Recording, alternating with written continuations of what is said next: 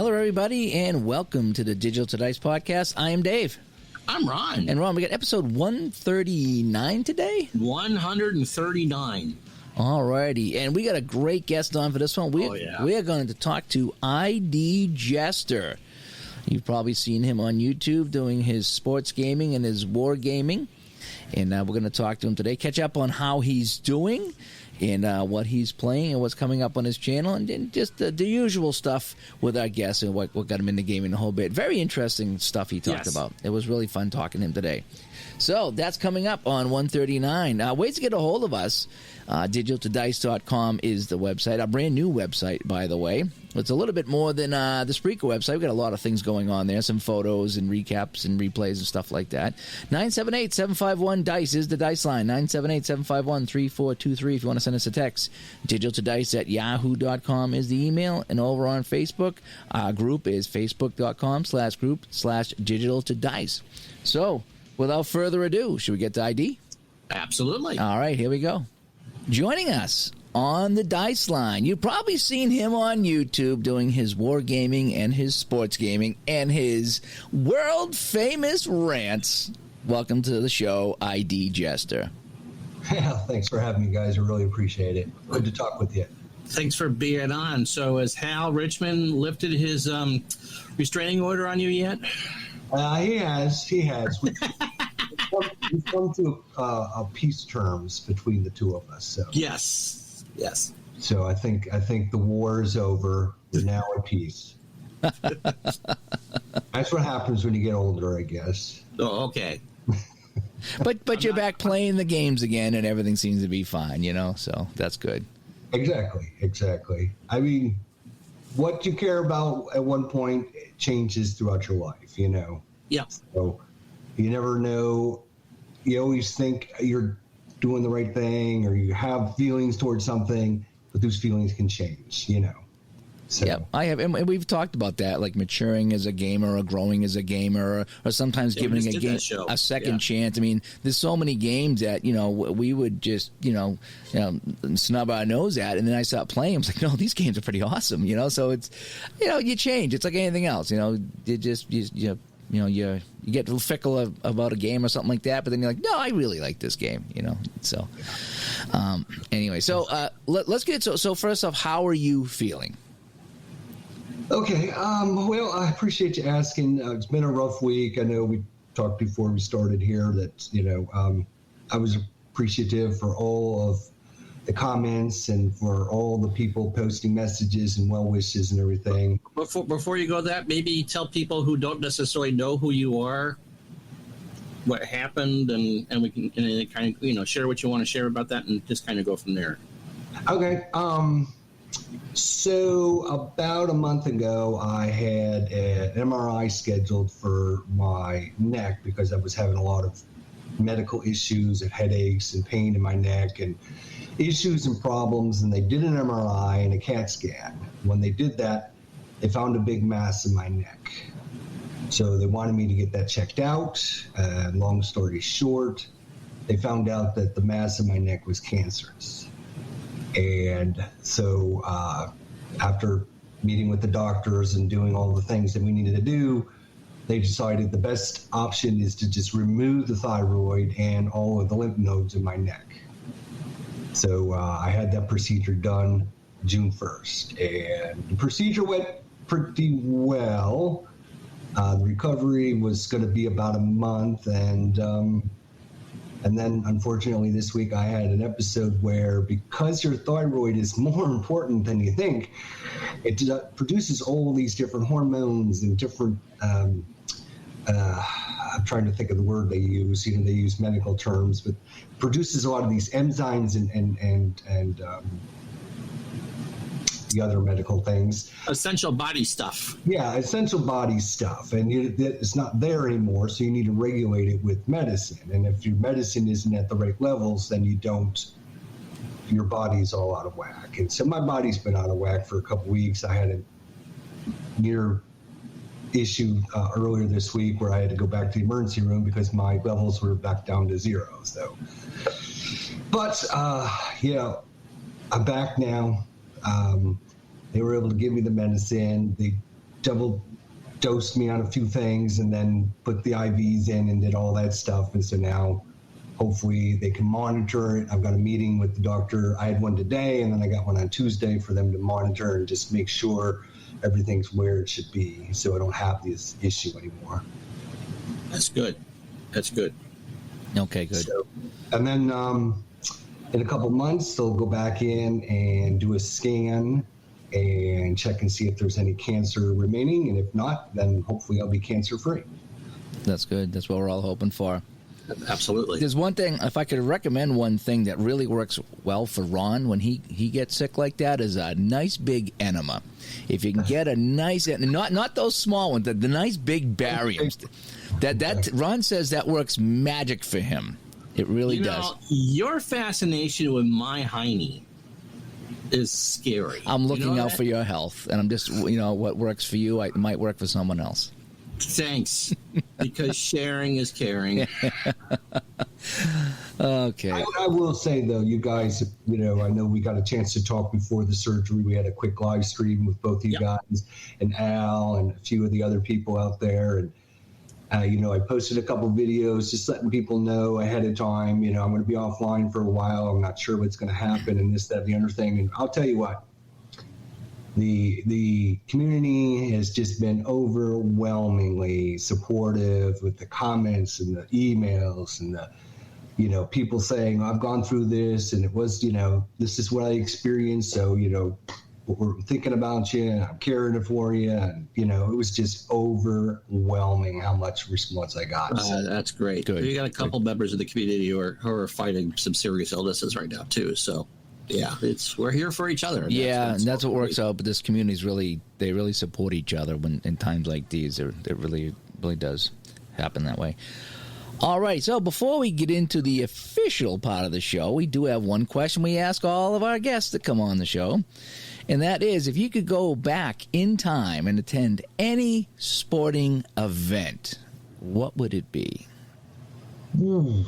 And attend any sporting events. You could hop in a time machine, go back to any day and any time, and pop into any sporting venue and watch it live. What one would that be? Something that you may have seen that you'd want to see again. Yeah. Well, I'm gonna hop in my little time machine and I'm gonna go back to September 28th, 2011, the best day in baseball history, and I'm gonna go probably to the game. There were so many great games that day, but I'm thinking probably.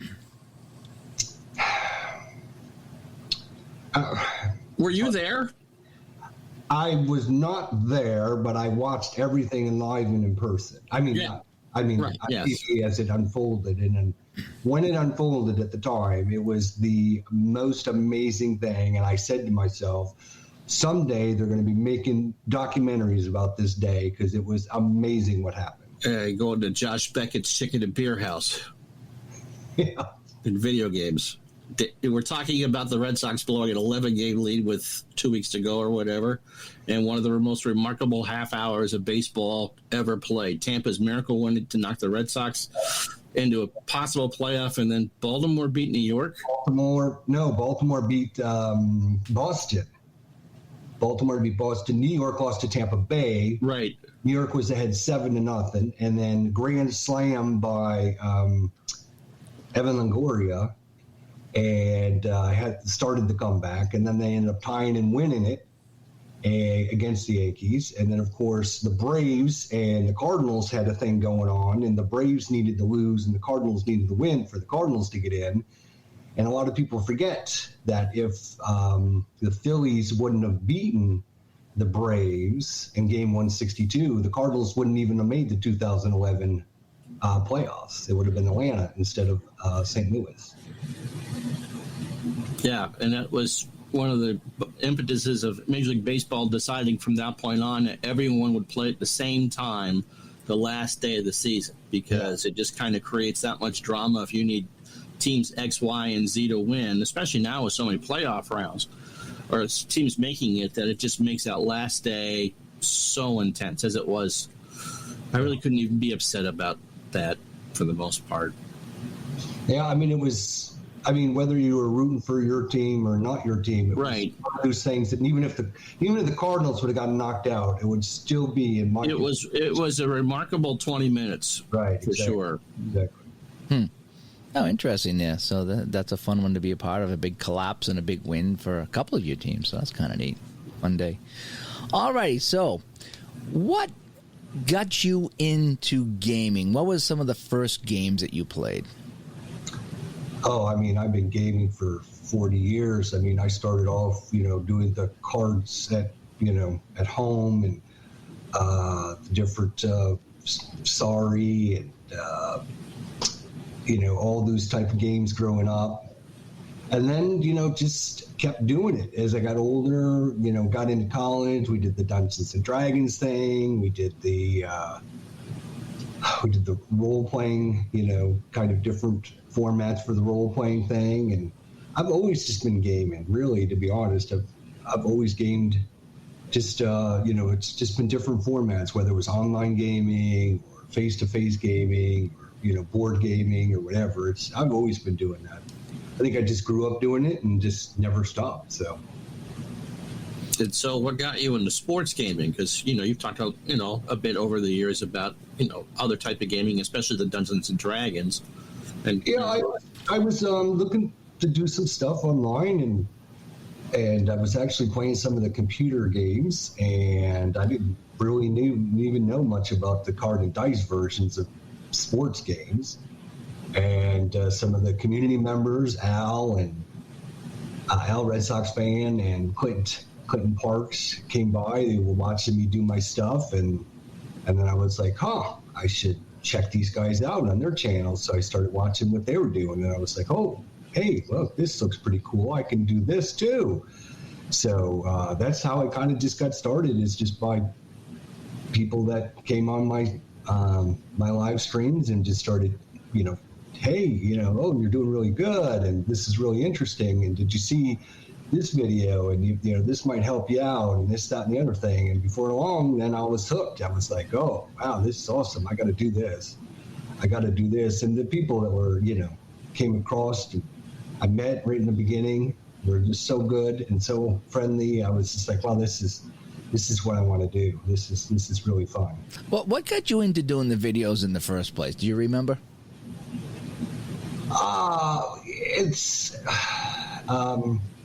There's a war game called Advanced Squad Leader, which is like the most complicated war game design ever. And I was trying to learn the game, and there wasn't any videos on how to play it, how to learn it, how to use it, how to do anything. So basically my channel started when I decided, I'm going to just create my own videos to help other people learn it as I'm learning it. So that's how my channel started way back in the day. Yeah. Okay. So wargaming was some of your first videos that you did? Yeah. Mm-hmm. Yeah. Yeah. And then doing the wargaming and doing the online stuff. And then, like I said, just having other programs. I'm not sure if it was Dave Coach, Action PC, or if it was like Out of the Park or something. I was running some games online, and that's when Al, Red Sox fan, and Clinton Parks, and Dave from Baseball Demos, and Tenacious Earl, and I mean, people just popped in, and I started recognizing people's names. And then I was like, I should, I remember writing down names as I would see them post in chats. I would write down their names so I could see if they had a channel or not. And so it's a big learning experience, because I didn't even know that there was cards and dice. I never did the cards and dice when I was younger. Never, I played the regular board games, but I never did I know some of you, a lot of sports guys did it when they were younger. I never did. I didn't either. Yeah, I didn't either. You weren't a real big sports fan, though. I think I remember in some other conversations. You obviously talked about the Bills, but as far as, finding baseball and some of the others, you were an adult as opposed to growing up with it, or am I wrong about that? No, you're absolutely right. I was always kind of a sports guy, but it was not it was a different world. It wasn't my world, Right. World. It was I would follow it, and I would watch on TV. I even had 400 tapes of games that I had recorded on TV because I thought at one point I'm going to use my VCR. I'm going to record all these games, and in 20 years from now, I'll be able to do something with them. And so, I mean, I would record all the games and watch them and everything, but I never even dawned on me, hey, you could relive and replay this game.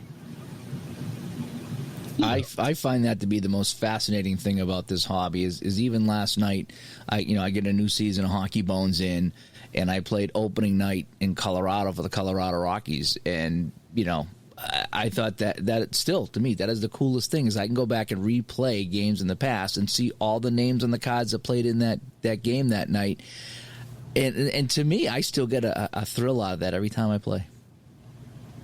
Yeah, absolutely. I mean, just seeing those players' names and just, knowing what they did and how that relates to you. I mean, every time, I bring up David Freese's card, man, for me, I mean, sure. It's like the Holy Grail guy, right? I mean, if it wasn't for him and his home runs there in 2011, who knows what would have happened. But, I mean, the Freeze Meister, I call him the Freeze Meister, and I have my own nicknames for him and everything. So, yeah, it's just those names on the cards can be really, they bring up emotions and feelings that you just wouldn't normally have. Yeah, absolutely. When you do an unboxing video, and I did one the other day, I noticed that I was doing things that I didn't pick up on before. So I'm just kind of opening the cards up, and I'm going through the teams like player by player by player, and I'm just reminiscing with each player I see. It's like, oh yeah, and then I go to the cards, and like the way Hockey Bones has it set up is that if they played for two teams, it's a separate pile, and it shows the teams they played on. I'm like, I had no idea that this guy played with the Rangers, and I had no idea this guy played with the St. Louis Blues, and it's bringing back memories. And while I'm doing this, all these project ideas and games I want to play are coming into mind. Does that happen when you do an unboxing? Do you go through every card and look at them all? Actually, I don't. I don't. I've actually got my just stacks and stacks of cards just all wrapped up here from. I go to the 2018 Play Ball set and the Fall Classic World Series set, and they're just sitting here on my desk, and I haven't really even gone through them or anything.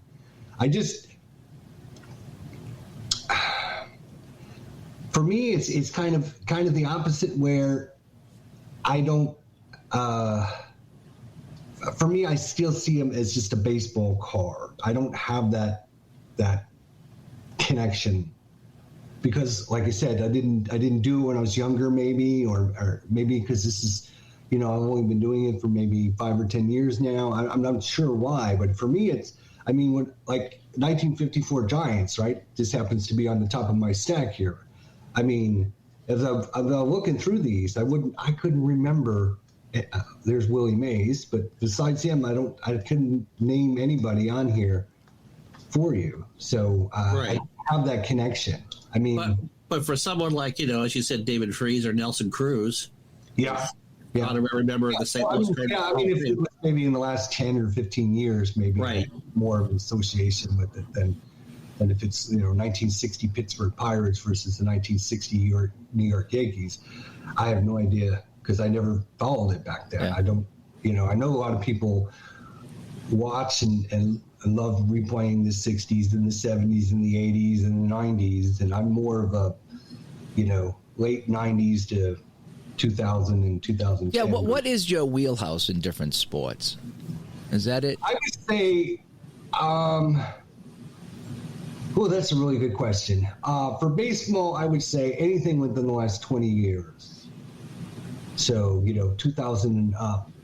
I would say for football, it's a little bit weird because I grew up in Buffalo, and I'm a big Bills fan. So, of course, we had these 4 Super Bowls. I'm sorry to hear that. Just my condolences. But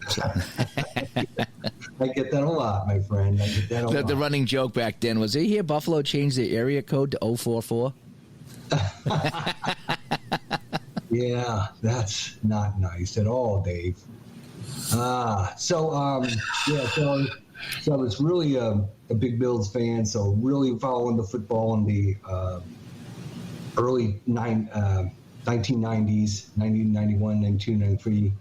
And then after the 4 failures, that was it. I was ruined. I didn't even watch football for like another 10, 15 years. So I couldn't even tell you who was on teams after that. So I guess my sweet spot for football would be the early 90s, and then for baseball, just 2000 and sooner. Yeah. 98, I think 98 was about I really like the 98 season. And hockey, you like the 2014s, 15s, right? I think because of the rule changes that they made, the two-line passing, two-line pass no longer in existence, opened up the ice a little bit, and there wasn't as much checking and grinding in the corners when, where they'd spend 10 minutes trying to get the puck on one corner and stuff. So I think the best thing hockey did was get rid of that red line for the pass and make the defensive zones bigger. It's harder to clear the zones now, and and that's one thing I never thought of. They talked about the red line for many years, but the thing that surprised me is that we shrank the blue lines and then we shrank the neutral zone and made the defensive zones bigger by 3 or 4 or 5 feet. I'm like, well, what would that do? And I'm like, I see what that did. Mm-hmm. The defensemen now can keep that puck in now. They're not as confined, and that creates a lot of offense. So I agree that the changes they made, I think, were very good changes for hockey. So. Yeah, I think it just made it a little bit easier to watch, especially, in the 90s and early 2000s, we didn't have like the super high-def televisions like we do nowadays. It's hard to follow the action on the ice, and, it's hard to watch what's going on. It's hard to get new people into the game. And then, with the rule changes and now the high-definition televisions, it's a lot easier to watch. Hockey was made for high-definition television. Oh, yeah. Absolutely. Yeah. Absolutely. It's a different sport right now. I mean, you can feel the pace and the speed on the ice, as opposed to just it really gives you the sense that you're there, as opposed to you're just watching something. I remember, was it about 20 years ago, they started introducing HD TV channels, and a friend of mine who was not into sports at all, he's just not.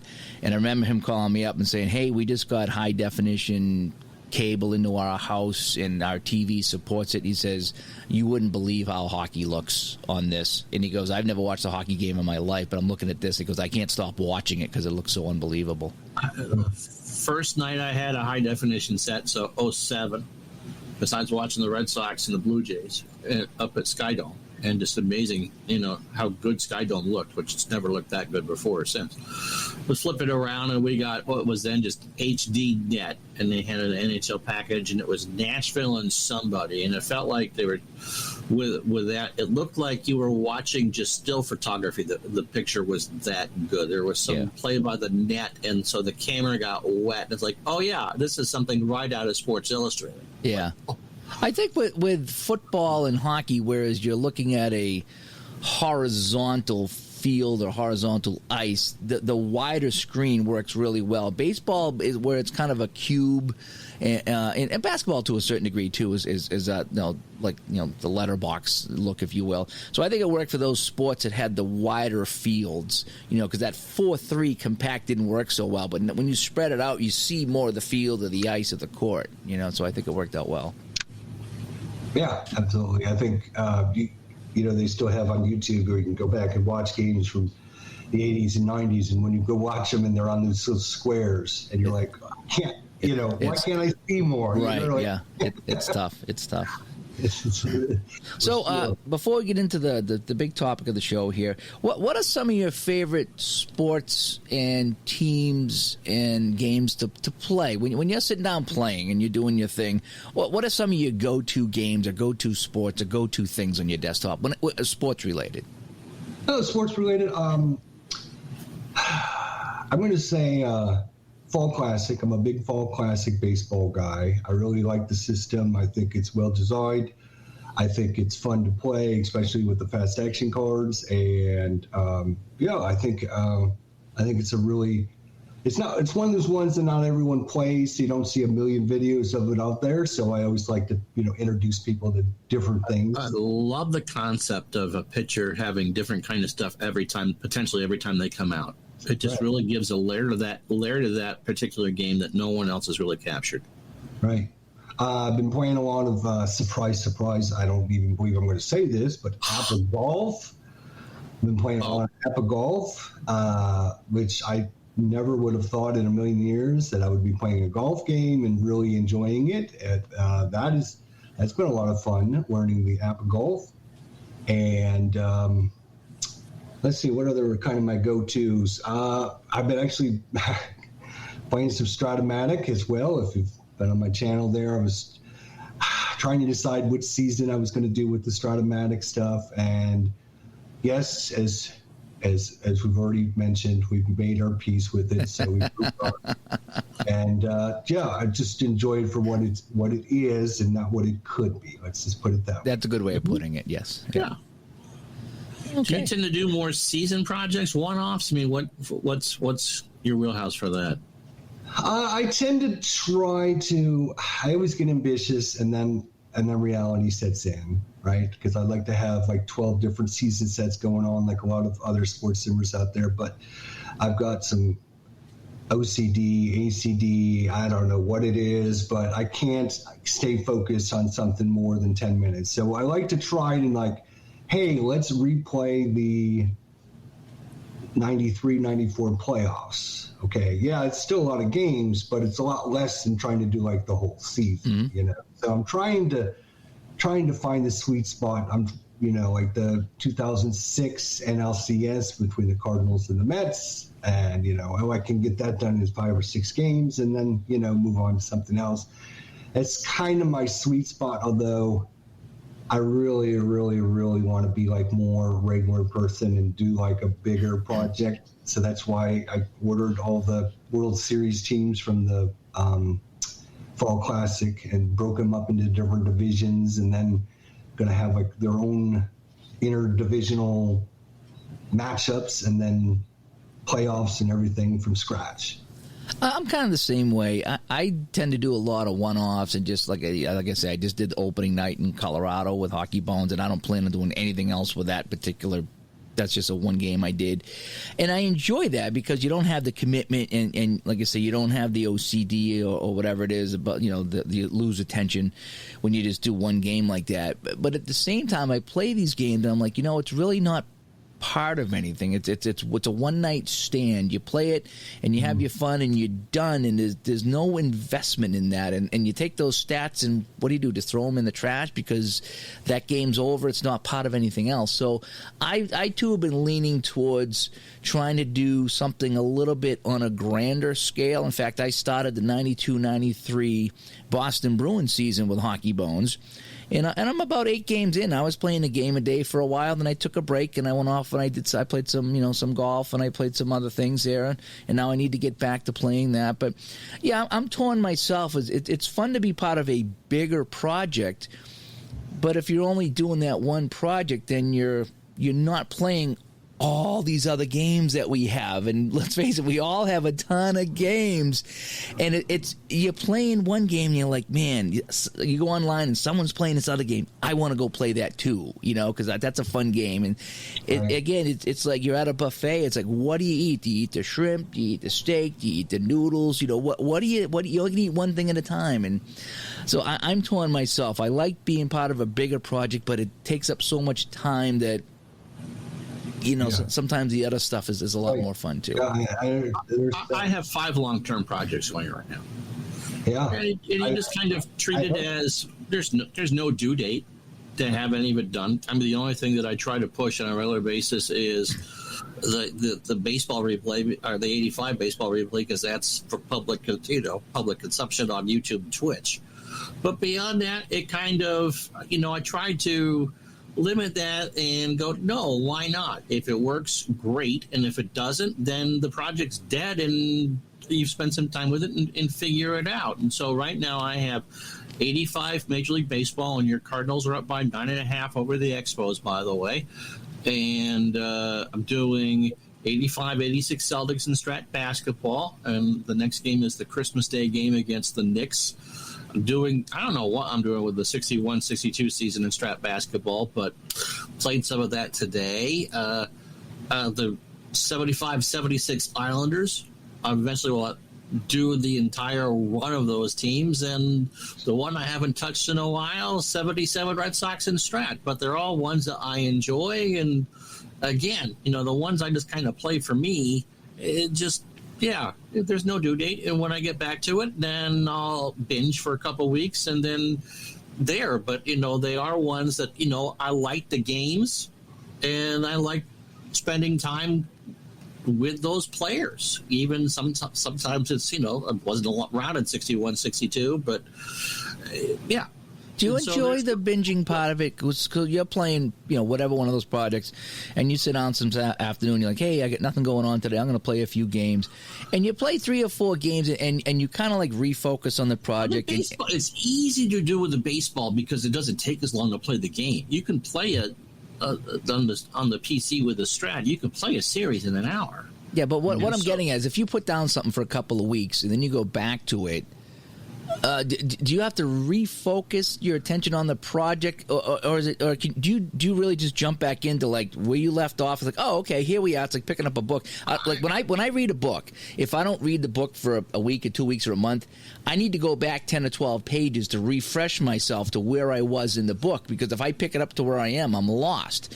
So I don't know if the same way with projects, if I stay away from a project for a while, it's like, oh my gosh, where was I? I need to, I jump back in, but I'm not emotionally invested in it just yet. I need to play a whole bunch of games. Oh, okay, yeah, here we go. No, because they're all games I played. The Strat basketball being the newest of the ones that I play. Yeah, I played Strat baseball for 30 some odd years. I know how it works. But that particular project, the emotion of being involved in that project, when you take that break and then come back, is what I'm getting at. I'll go through and look to see what pictures I need to use in that. But no, I can go right back to it again from my baseball wheelhouse, 78, 93. They're all players I know, and so they'll be there. I kind of equate doing a long-term project as writing a book, not necessarily reading the book. It's a discovery. We're going to go there together. Are there times that I wish you go back through and play, but no, because they're all games I'm familiar with and game engines that I like. Yeah, but there's little nuances. Like when I was doing this 92, 93 Bruins replay, I had a couple of guys that had big games for me, and I bumped them up a line. And I got guys that were committing penalties, and I dropped them down a line. Yeah. Now, if I haven't played that in over a week now, I'm going to go back in, and I'm not going to remember who was hot and who was cold. So that's what I'm getting at. But that's one of the advantages of having the computer keep all the stats for you. You can go through and go, oh yeah, normally when I get a stumbling block is I'll binge for something for a few days. I played a lot of hockey when I had COVID, and then we'll get to the game where I need to be focused and aware for this because it's against a rival, and then it kind of gets shuffled back, and then when you go back to like, oh no, I'm still against the rival. Okay, so you don't have a problem. ID, let me ask you that, ID, because you were playing some playoffs with exactly like you, Dave. You were playing Apple hockey. Exactly like you. You got the Flyers and the Rangers, right? In Apple hockey, you were doing the playoffs, and you would play it, and then I wouldn't see you play there for a couple of months or so. So I'm kind of wondering how. Yeah, I've learned the hard way. If I have to take a break or I just don't do it for a little while, I am completely lost. I'm like you. If I read half a book and then have to take a break and come back to it, I have to redo everything that I saw the first half because I would completely forget where it was. I think you enjoy it more, like I say, if you're invested in, and just me, I need to do like a little. I totally agree. You mentioned these one-off projects versus like dedicated project that you want to do. Something a little more involved.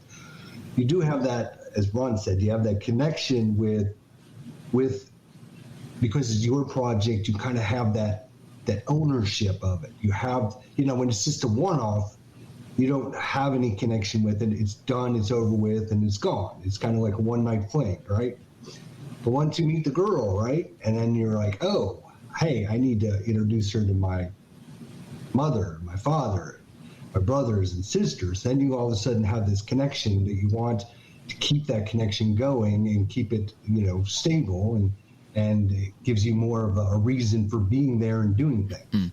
Have you ever done, I'll ask ID first, and I'll ask Ron, have you ever done something that when you were going to just do a one-off or just a test game, and then all of a sudden it developed into something bigger? Something that you did, it's like, wow, this is real fun. I think I should take this to the next level. You know what I mean? You have that one-night stand, and you get up in the morning, and she cooks breakfast for you and walks the dog and gets you the newspaper, and you're like, I got on a kick about 3 or 4 years ago where it was like any new thing, I was just trying it out, right? And that's how I came across Fall Classic and stuff. It was like, oh, hey, what's this? Order it, buy it, get it in, and try it. And as soon as I got it in, I had that, oh, this is so cool and so different and so unique. I never really did that with a project, but maybe with the game that I've gotten, a few different games where I've like, oh, this game really hooked me. I really need to play this game. Okay. Ron, how about you? Have you played something that you didn't think was going to stick and it kind of stuck? That's a good question. Not one that I've turned into a project. I resisted for years buying Strat Football. I'd play it in college, and again, I think it's a good game head-to-head, but as a solitaire game, it's not good. And I took advantage of one of the sales and picked it up for the computer and immediately went, oh. Yeah, you enjoyed that. Yeah, I really do. I haven't quite figured it all out yet. But so things like that and Roberto Civini's games, like, okay, I'll be nice and take a look at it and go, oh. Yeah. That's... you'd be pleasantly surprised. It may not have made you breakfast, but it brought you the paper. Yeah. Okay.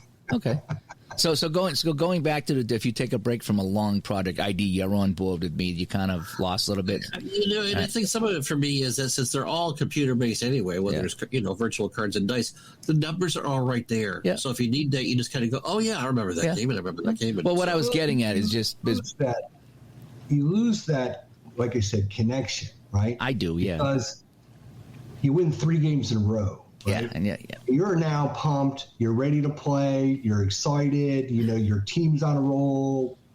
You lose 3 games. You're pissed. Yeah. Right? Yes. Yeah.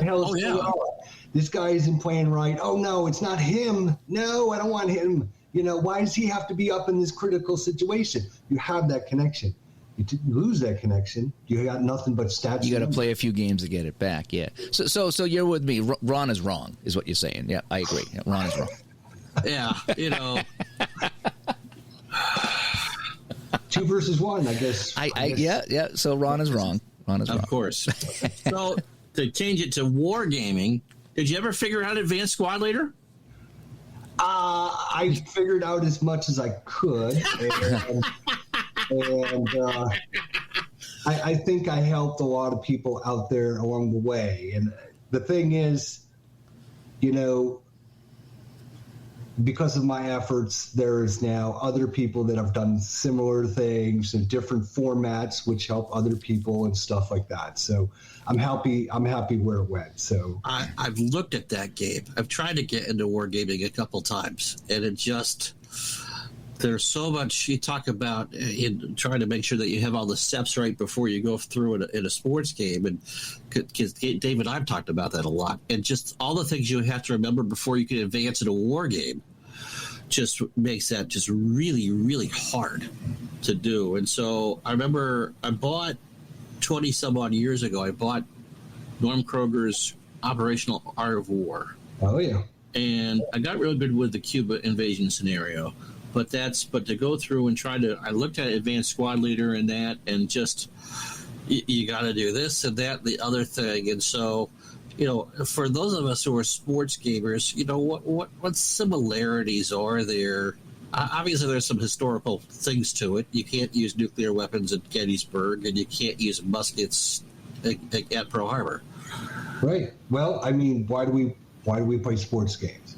We play sports games to relive what happened. Right. Doing the same thing. Most of the time, you're doing the same thing with wargaming. You're reliving or rebattling real life, and it gives you a great opportunity for you to be an armchair general. Right. sit back and try to change the outcome, or see if I tried this differently, would this have done anything differently? Or, if Germany invades Russia in 42 as opposed to 1941, would that have made any difference in World War II? And so it gives you plenty of different options to relive and think about your history and what could have been, what should have been. So what gave you a general interest for wargaming to begin with?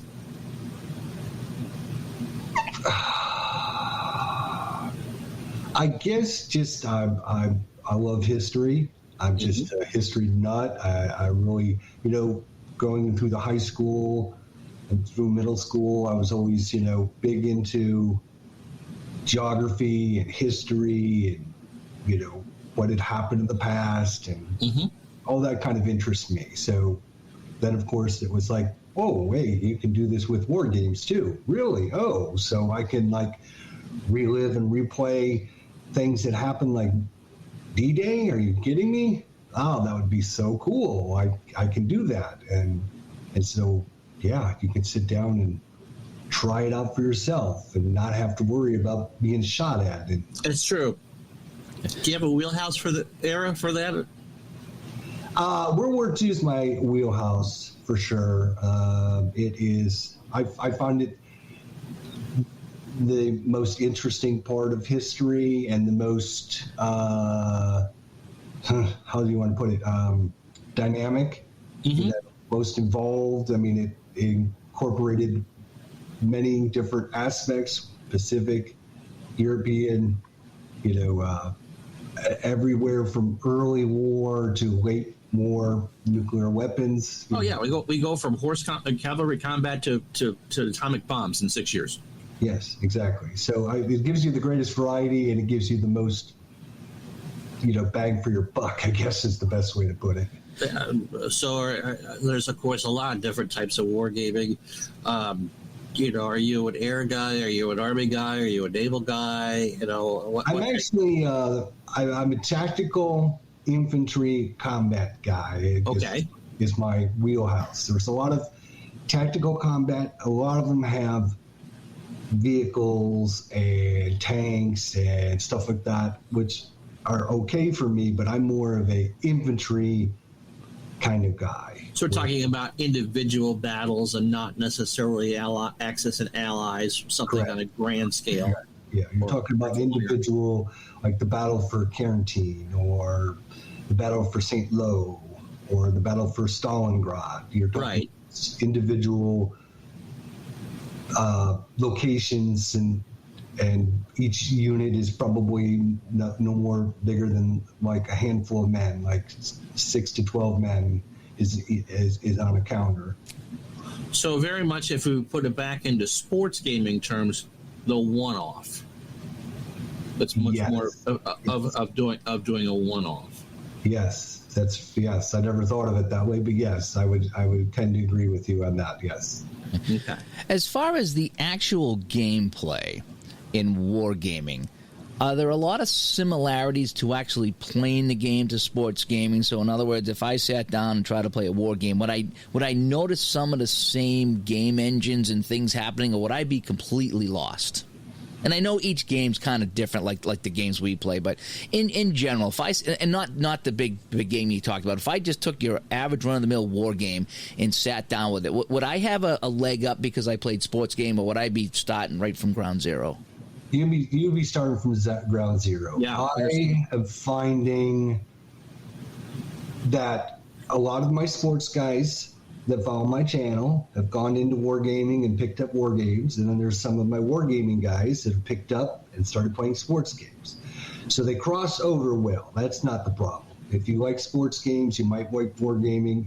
If you like wargaming, you might like sports gaming. But they're completely different in how you do things and why you do things.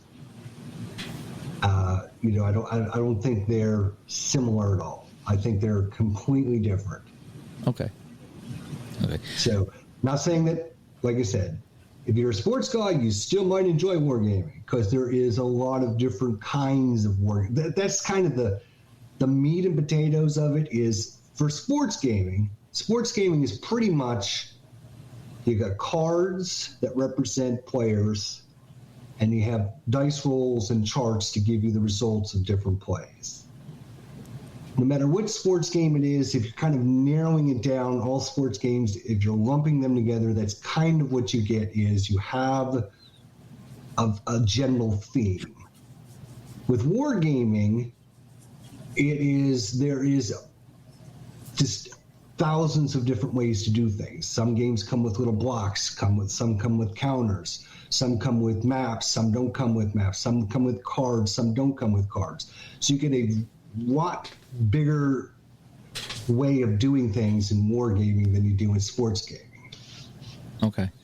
Does it feel weird replaying a war?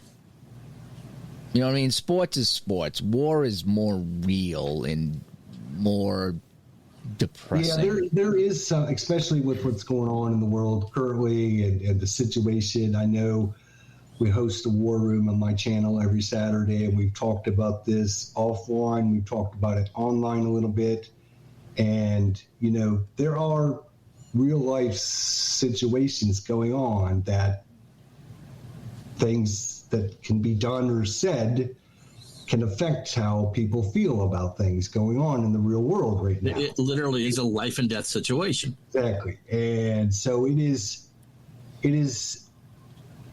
definitely had to step back because this is the first time that something like this actually happened since I started doing wargaming, and I had to take a step back and say to myself, you know, hey, do I want to continue doing this? Is it the right thing or not? And, you know, after, you know, letting it soak in and thinking about it and deciding that, yes, I think it is okay to relive and replay World War II battles from 80 years ago. Sure, there's a lot of people that died during that time, and I'm hoping not to offend anybody, but I'm not doing it. How do you do it? Yeah, I know what you're saying because I played a lot of Call of Duty on the Xbox, and it was kind of the same thing. You're in World War II and you're fighting, blah blah blah blah blah, and people are dying, and you know, part of me would sit once in a while and say, you know, I'm playing something where people actually died. But I would say, look, I'm not disrespecting anybody. I'm not forgetting what happened. I'm not doing this to spite anybody. I can't change what happened. What happened happened, and I'm playing history, and I can't change history. And even though it felt a little bit weird playing the game, you know, I approach it from that point of view. I'm not looking to offend anybody or ignore what happened, but, you know, I'm just playing a game that was a representative of history. Right. I mean, you could also say the same thing when you're talking about your sports games. If you technically look about it, I mean, you talk about the racial inequality of everything going back into the 50s and 60s. You know, you could have the same issue with playing your sports games if you really wanted to. Like Major League Baseball before 47, you know, that sort of thing. So Exactly. So talk a little bit about how, because I'm sure, you know, you could play with, you know, play by email or play by mail or play face to face, but I'm sure a lot of us done solitaire. Absolutely. How does that work? You're playing side blue or side red. We won't get specific here. And so how does that work so it plays fair and so it's a good, well, for lack of a better word, fight? Usually what happens is they have some kind of a programmed AI for the other side. So you're going to flip other cards, and the cards are going to tell you this is what they do. This is their response. If this can happen, then they do this. And if this can't happen, then go to, you know, program number 2. So they kind of just go ahead and have that programmed response in there. Sometimes it's charts. You roll on a chart, and it might say, okay, these units are going to do this, and then roll on chart B. And then you roll on chart B, and you come up with, you know, some kind of a format for other units. Okay. It really depends on the game, but I would say 90% of the games coming out nowadays have got some kind of solitaire component to them. Because it is so popular, Wargaming is the most popular solitaire than it is, unlike regular board gaming and stuff where you really can't do Risk solitaire. But yeah. And so the other thing, I mean, if you buy a baseball season, basketball season, what have you, you can replay that to your heart's content, and you're never going to get the same result twice. Is that the same way for a good war game? Let's say how many times, if you would you do the Normandy invasion or something like the Berlin blockade, if for later era? I mean, is there a replayability with that, or is it once you figured it out? I think it depends on the system. It depends on the game. A lot of games are designed very statically, like this is it, right? But then there's other games that'll be like, okay, so the first thing you're going to do with your Normandy invasion is you're going to roll for your paratroopers. You're going to find out where your paratroopers landed, how many of them had good landings, how many of them had bad landings, and then depending on your results, go on from there. Right. So it could alter. Instead of having really bad paratroop landings, you could have had really good ones in good locations with a lot of good success, which would make things a lot easier for you, as opposed to being more difficult. Or, for example, every time you got to roll for the DD tanks to arrive on the beach. Did they make it on the beach or not? And if you roll successes, then all of a sudden it makes it a little bit easier because you got armor on the beach then. So there's enough random element to it. So it's not like if Dave and I are doing something and I know that Dave stashes the pineapple pizza at the Turnberry house or something like that, that's where I go first. There's always some sort of a random enough element. Like I said, it depends on the game and it depends on the system. But if it's a good game and a good system, I think it's got some replayability or variety in there built into its mechanics based upon the dice roll. Okay. The only wargaming I've done is this one right here. It's called Pocket Landship, and I think I've talked about that on one of your chats one time with the wargaming people. And it's a solo game, and basically you set up your three bottom guys, and the other people are at the top. And when you roll the dice for your turn, you can put the dice in whatever order you want. So if you roll a 6, it might be damage somebody. If you roll a 2, it might be repair. If you roll a 1, it might be something else. And so you control your dice, and you put it on your guy and take that effect. When you roll for the opposition, it goes lowest to highest. So there's no decisions to be made. So as Ron said, keeping it fair, every time you roll, it's lowest to highest, and whatever it is, and that's how you. Sounds like one deck dungeon. Yeah, very similar to that. Yeah, it is. So I played that one there, and this is a quick play game. This Pocket Landship. I think you could probably play it in 15, 20 minutes, depending on how the dice rolls go. I imagine with wargaming, you got your small, medium, and large or long play games. What are some of the quickest games? You don't have to give me the names, but like time-wise, what are some of the quickest games you played, and what are some of the longest games you played? For a quick play game, you're looking at probably 30 to 45 minutes. It's a pretty quick play game for a war game. Usually war games are a little bit more involved.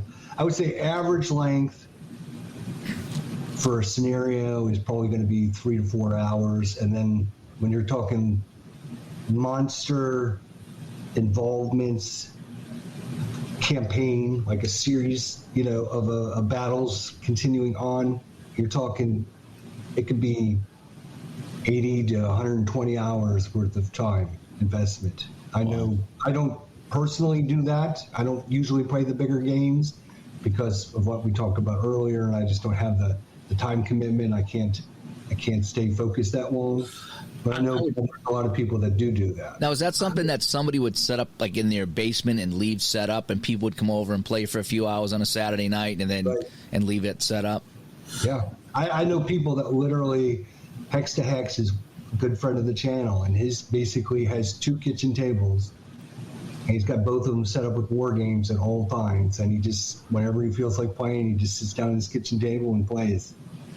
See, that would be something that I would need to do a refresher after being away, just because if you make a mistake that early, look, someone gets a penalty or you're not feeling the Bobby Orr thing until the second period, it's not going to be, one game is just one game. But something like that, you make the wrong move because you haven't figured it out what you're doing yet. That's the battle.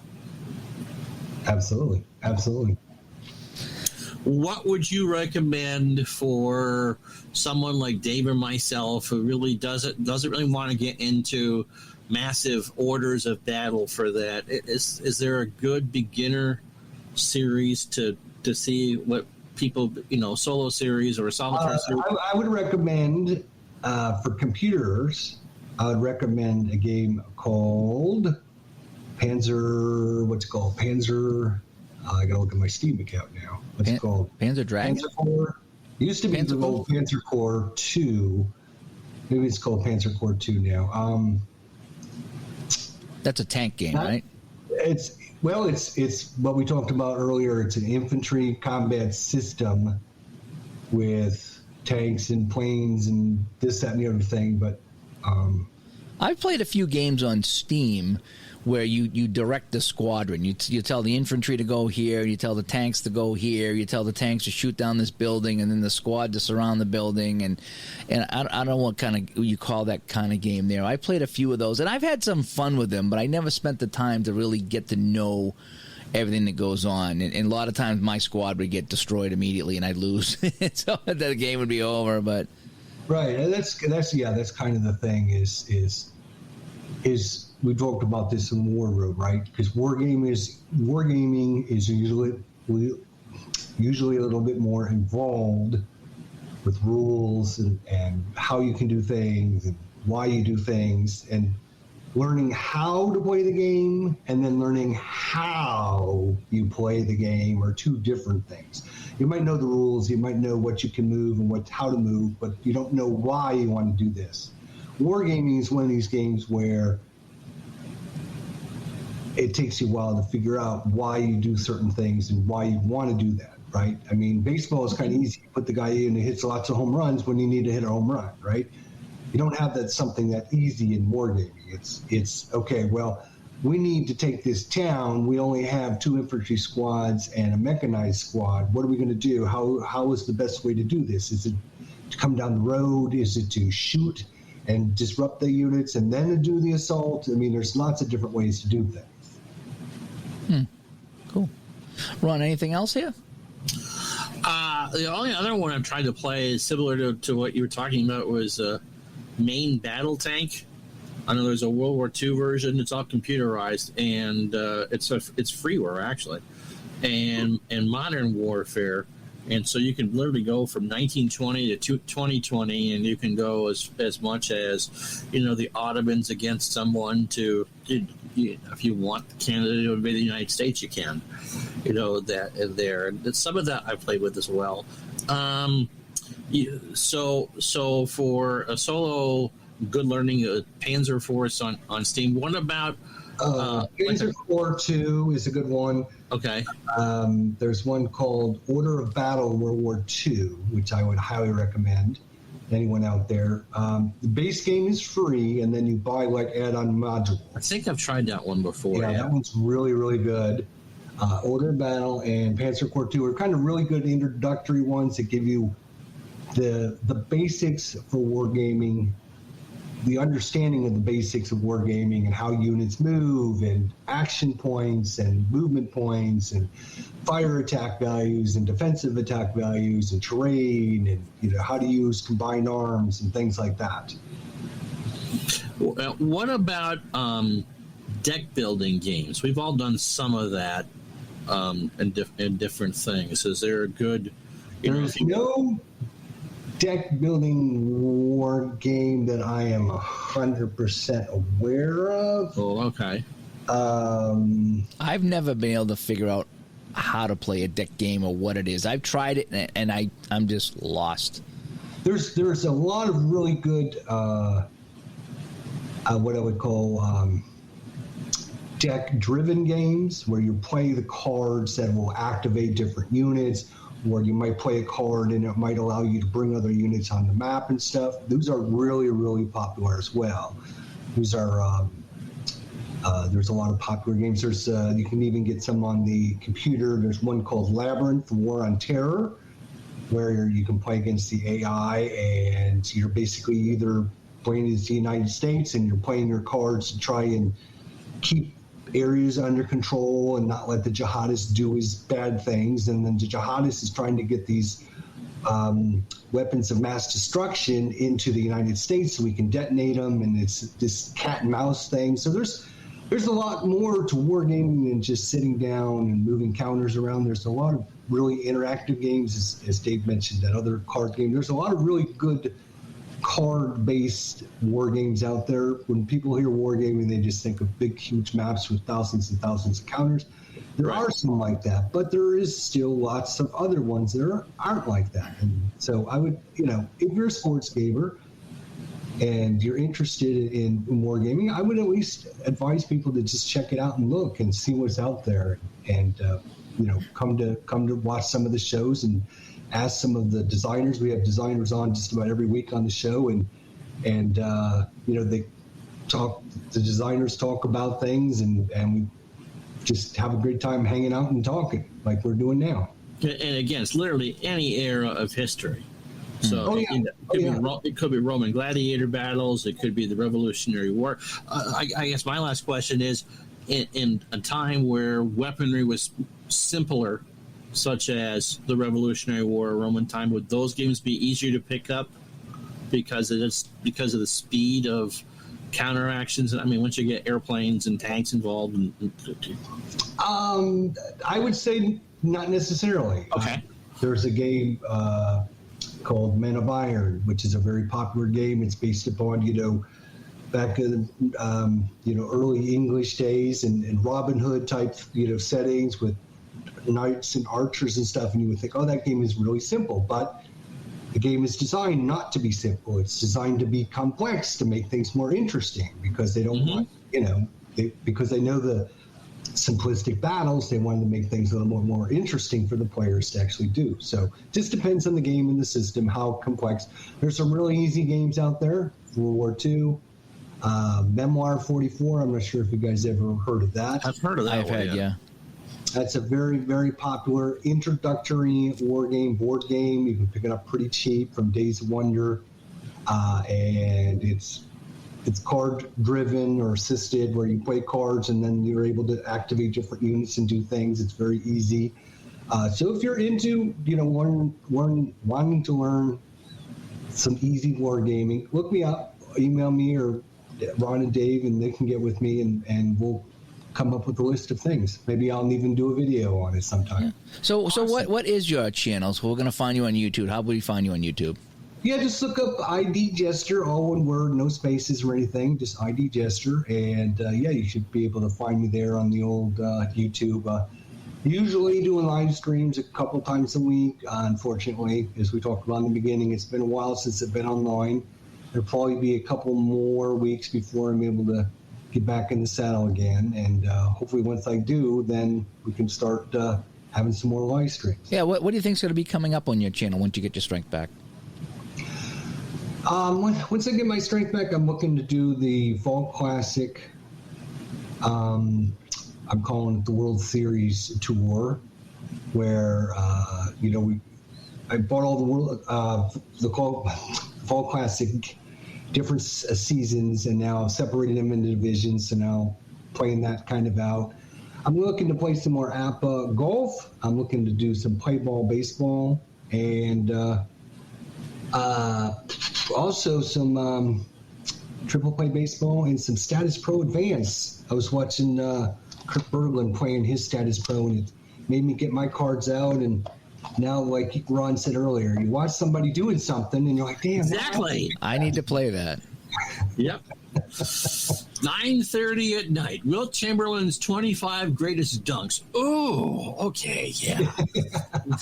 I was just watching a video on Tony Esposito, his career on YouTube today. It's like, yep, I got to pull out some Chicago Blackhawks and play some Blackhawks hockey now. I just do. So that's how we do it. Yeah, sometimes you just get in the mood to do it. I've been dying dying to play some hockey, but I've kind of been on the hockey overdose because I've done nothing but sit around watching hockey games. They've been so good, though. Yes, they have. They have been really good. This has been one of the best years for hockey playoffs. But I think I'm like on hockey overdose because I didn't even watch the game the other night, even though the Lightning are in it. So I didn't even watch it. I'm sorry to say. I was just kind of just out of it, so I didn't feel like messing with it. But yeah, it's been great, but it's just been overload. So yeah, no, I hear you on that. I've done the same. I've played a lot of hockey, but I've been squeezing in some baseball. I'm getting into the older baseball, the 1899 Spiders, as you know. I'm really fascinated by that. I'm actually enjoying that whole season. Now that I've played it enough, I'm learning other teams and other players, and it's becoming, it's growing on me. It really is, I'll tell you, it's not just you, my friend. Everyone out there, I had zero interest in 1890s baseball. Started watching your thing, and now every time I see Spiders baseball, I have to go watch it. I have to find out what the hell's going on. And it's not just me, because I look at all the comments. Yeah, people are really into this. Like, oh my god, I'm enjoying. Yeah, project. In fact, Strat's having a big sale on their computer games right now, the computer seasons for Father's Day, and I'm looking to pick up the 1883 season just because it's got a whole bunch of weird, the Buffalo Bisons, and it's like teams I've never heard of, and it's like I love playing these oddball teams I've never. To me, it's almost fictional because I don't know these teams or these players, and so I think on the sale I'll pick up another 1800 season. I think I'm going to pick up 1918 with Babe Ruth on the Red Sox. You should look at 1914. 1914? Because there was a third league. Really? It wasn't just the American League and the National League, but the Federal League. And they had teams in cities that didn't necessarily have American and National League teams. Buffalo. I think Providence had a team. Chicago, they were the Whales. And they played at Wrigley Field before the Cubs played at Wrigley Field. Huh. Yeah. It was called Weigman Park. And so, and there were some major league players that played, kind of like the breakaway golf tour that's out there now. It's some of that and just more jobs. And they only lasted about a season and 3/4. They didn't finish the 15th season. Mm-hmm. But yeah. That'd be right up your alley in the same similar type of play. Oh yeah, American League, Federal League, and National League. Yeah, the Federal League. I wonder if Strat carded the Federal League. Yeah, we got these. So I'm looking here on Baseball Reference, and the Indianapolis Hoosiers, the Chicago Chi-Feds, the Baltimore Terrapins, the Buffalo Buffeds. Oh yeah, if they have, I would. Yeah, I don't know if I think so. I don't know if they're in on the Strat though. The Kansas City Packers. The Brooklyn Tip Tops, the Pittsburgh Rebels, and the St. Louis Terriers. Oh yes, I will be if they have it. See, that's right up your alley as far as just oddball stuff. Yeah, if they have this, I do. I don't know if they have it though. I don't know if there's any way I can check to see if they have those yeah, you just go when you go to the PC seasons 1914. I'll tell you. If it's just American. Let's see. It says the full summary is the Boston Braves, non-contenders forever, were in last place in mid-July, but they went 34-10, ascending past the Giants for the NL pennant. Then they swept the A's in the World Series. In response to this indignity, I don't know, and the threat to the Raiders in the new rival Federal League, Connie Mack sold his stars and lost legendary infielders Eddie Collins and home run Baker, ending the A's dynasty once and for all. So it doesn't say if the Federal League's in there. It mentions it. Post it on the Strat forum on Delphi and ask. Yeah, that's a good point. 1914. Now you got me. Now you got me thinking, Chuck. The You're Federal welcome. League. See, I can still push what I need to push. I need to play the Buffalo Buffets. It looks like buffets. The Buffalo Buffets. Be the Phoebe buffets from Friends. So fun stuff there. All right, well, ID. Hey, thanks for coming on Digital to Dice ID. Thank you guys for having me so much, and thanks for checking on me. Thanks for worrying about me. Our pleasure. For all your comments and help and just letting everyone know that I was okay and all that after the surgery. I couldn't get back with everyone, and I couldn't post 100 comments to everyone just to reply to them and let them know. And, I appreciate everyone that was out there letting people know that, hey, I saw Jester, he's doing okay, give him a little while and he'll be back online. So I appreciate that, guys. Yep. No, in fact, a lot when you incommunicado for a few days, a lot of us had a watch party. We watched your APA football video. We had a watch party, so. Oh, the football rant one? That's my favorite. Yeah. The world's longest pregame show. Never quite got to the kickoff on that Super Bowl, but it was still my favorite. I did I? But that's a fun one. Thanks for having me, guys. It's been a lot of fun and good talking with you guys as always. Thanks. Thank you, ID. Thank you. Yeah, by the numbers, episode 139 of the Digital Dice Podcast. Terrific interview with IDJester. He's doing great. All things considered, he's doing great. Yeah, he's one of the first guys I saw, on YouTube streaming and stuff. So it was good to talk to him and catch up with him and see what's going on with him and his channel. But yeah, good to understand some of his story, and he plays everything. Oh yeah, he really does. Yeah, he does some things like the Arkham horror game and stuff like that. And I was like, oh man, I'd love to learn how to play that. And he's got it on his channel. He does the unboxing and the playing, so it's really fun watching him there. But yeah, even if wargaming isn't your cup of tea, there's enough similarities there. Yeah, there is. That was a nice discussion too to talk about wargaming and sports. Anyway, ways to get a hold of us: digitaltodice.com is our website. 978-751-DICE is the dice line. digitaltodice@yahoo.com, and over on Facebook, facebook.com/groups/digitaltodice. Ron, thanks for joining me today. As always. And we got to get back to our projects, so let's get back to them. That's right. What are you gonna? What's the first thing you're gonna play?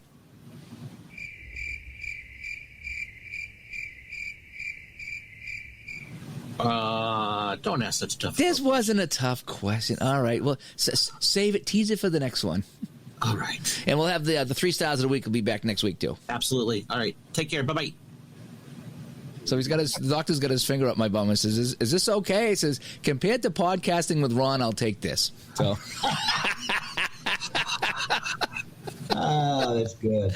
That made me laugh. I hope you trip over a pineapple pizza.